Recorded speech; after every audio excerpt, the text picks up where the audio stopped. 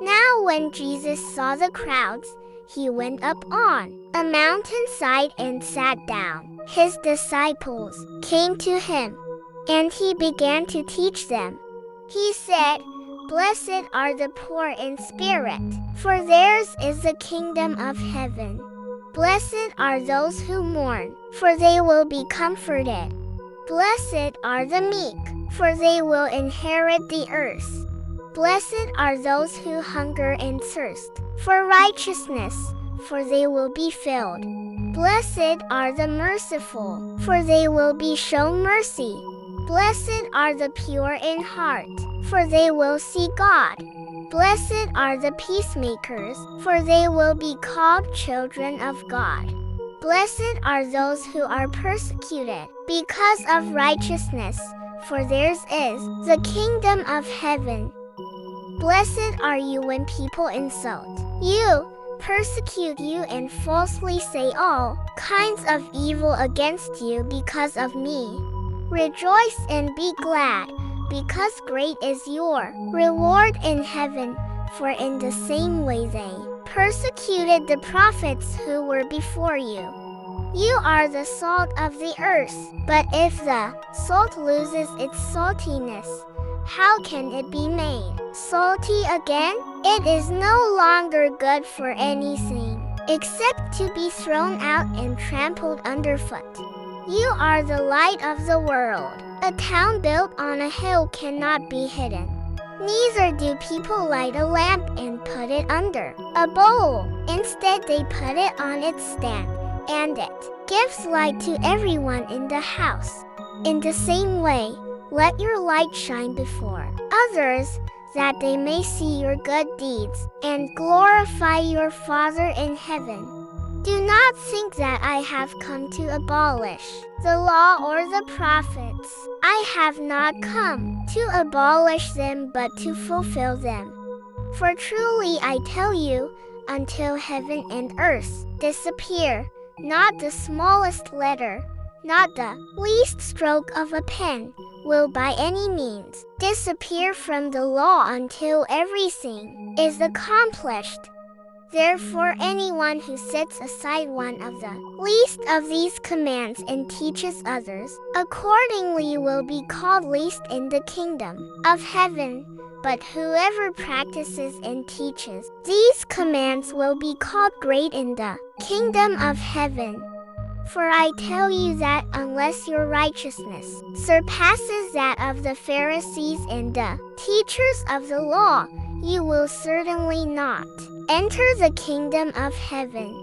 You have heard that it was said to the people long ago, "You shall not murder," and anyone who murders will be subject to judgment. But I tell you that anyone who is angry with a brother or sister will be subject to judgment. Again, anyone who says to a brother or sister, "Raca," is answerable to the court. And anyone who says, "You fool," will be in danger of the fire of hell. Therefore, if you are offering your gift at the altar and there remember that your brother or sister has something against you, leave your gift there in front of the altar. First go and be reconciled to them. Then come and offer your gift. Settle matters quickly with your adversary who is taking you to court. Do it while you are still together on the way, or your adversary may hand you over to the judge, and the judge may hand you over to the officer, and you may be thrown into prison. Truly I tell you, you will not get out until you have paid the last penny. You have heard that it was said, "You shall not commit adultery." But I tell you that anyone who looks at a woman lustfully has already committed adultery with her in his heart. If your right eye causes you to stumble, gouge it out and throw it away. It is better for you to lose one part of your body than for your whole body to be thrown into hell. And if your right hand causes you to stumble, cut it off and throw it away. It is better for you to lose one part of your body than for your whole body to go into hell. It has been said, anyone who divorces his wife must give her a certificate of divorce.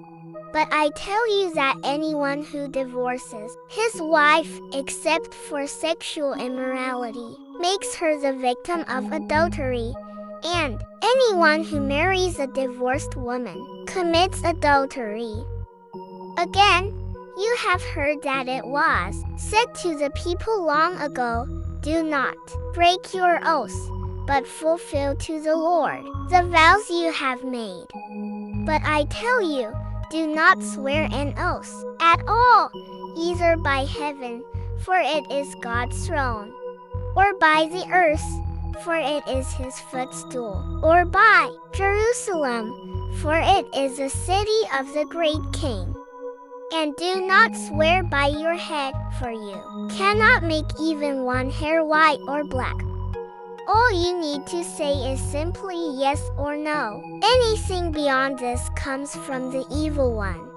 You have heard that it was said, eye for eye, and tooth for tooth. But I tell you, do not resist an evil person.